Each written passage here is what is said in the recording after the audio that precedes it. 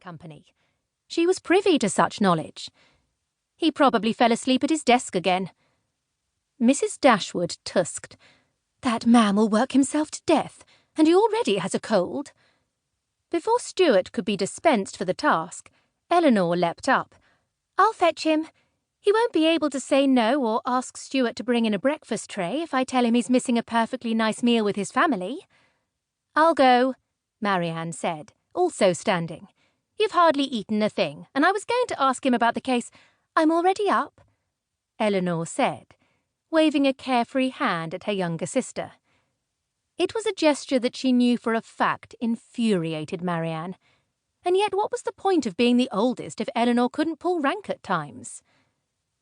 Besides, she knew that father would be curious to know what she thought of Antoine Lavoisier's scientific discoveries, and he would not be shocked to learn that Lavoisier had met his fate at the guillotine in the French Revolution.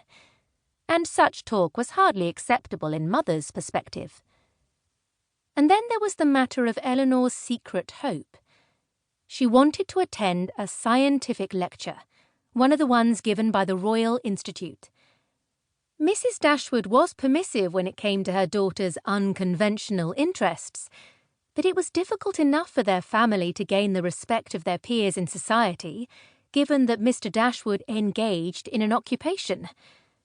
The fact that he was so successful at it, and had solved a good number of mysteries that were regularly reported in the papers, earned the Dashwood family a modicum of popularity, if not respect. But Elinor didn't just want to attend a single scientific lecture. She wanted to study chemistry. Her mother would probably prefer that Elinor spend more time finding a husband than discovering a new element or compound. But Elinor was only 18. She wasn't inclined in the slightest to think about marriage. And she was certain Mother could be convinced if Elinor could convince Father first. She walked down the hallway to Father's study, which sat rather unconventionally at the front of the house. She practiced what she would say until she stopped in front of the closed doors. What might normally have been a formal parlour in any other house was where her father received clients. The only sound as she approached had been the soft echo of her footsteps on the marble floor, and now she pressed her ear to the crack between the doors, listening for sound. Nothing. She knocked, brisk but light, and opened the door before waiting for a response. The morning sunlight slid through the half-drawn drapes, and a slight chill clung to the room.